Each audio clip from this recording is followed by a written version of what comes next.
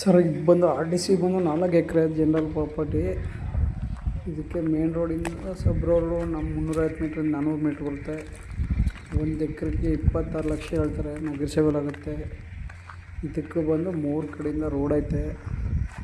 General property ತುಂಬ ಚೆನ್ನಾಗೈತೆ.